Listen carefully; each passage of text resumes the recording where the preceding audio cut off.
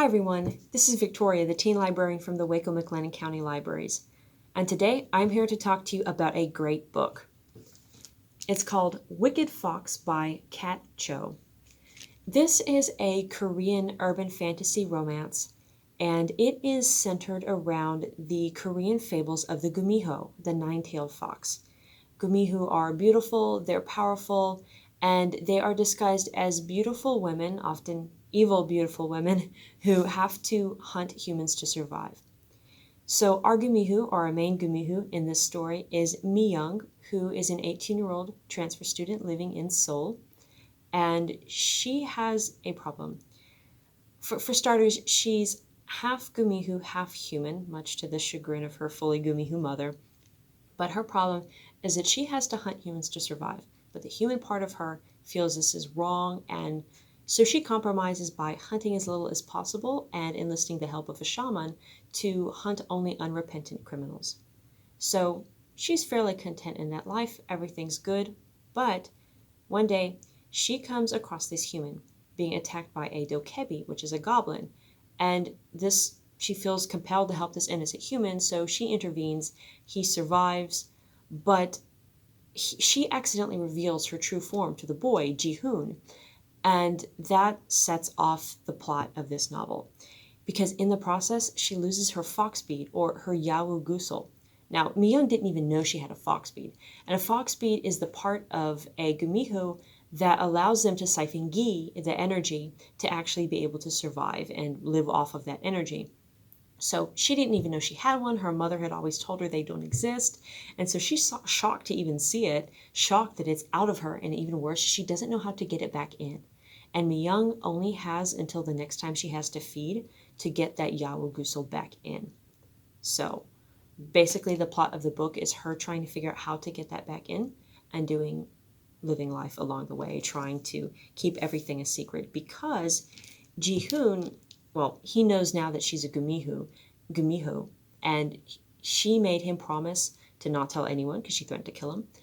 And Ji-hoon is kind of okay, kind of not okay. He's a little traumatized by the whole experience, but Mi-young is a transfer student at Ji-hoon's school, so they can't exactly avoid each other. And quickly, Ji-hoon doesn't try to avoid her. So there's also that. The two very, very, very slowly become friends, and they have to figure out how to replace Mi-young's Yawu Gusel before it's too late. And telling you any more than that would give you too many details, and I'm not going to do that. So I love this book first and foremost because I love fables and folk tales, and it interweaves Korean folk tales throughout this book to help further the story. It really gives you a better sense of the characters, a better sense of their motivation, and about the story as to why this is happening.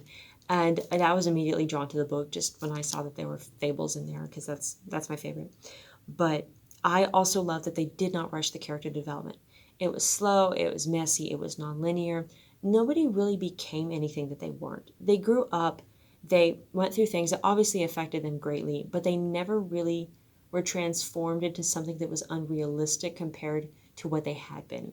They just matured a bit. It's, I guess, something of a small coming of age story too. But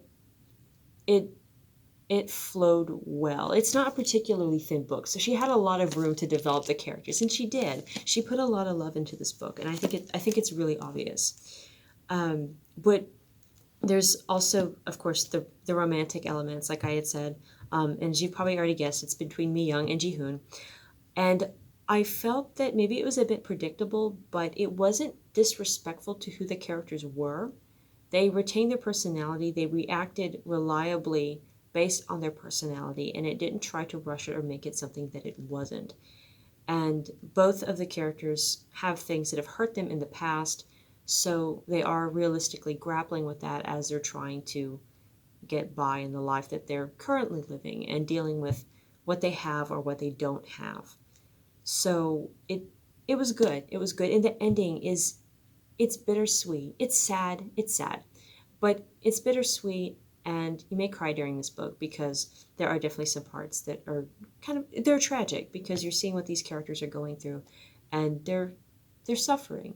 So it's sad, But on a more serious note, if you don't like violence, you may not like the violence in this book, but it's not too gory and it's really not that bad, just a little bit here and there. So the only thing I didn't like, if I really had to pick something and dig through it and think of something, is the fact that it didn't have a pronunciation guide. I would have loved a pronunciation guide for the Korean words that were used.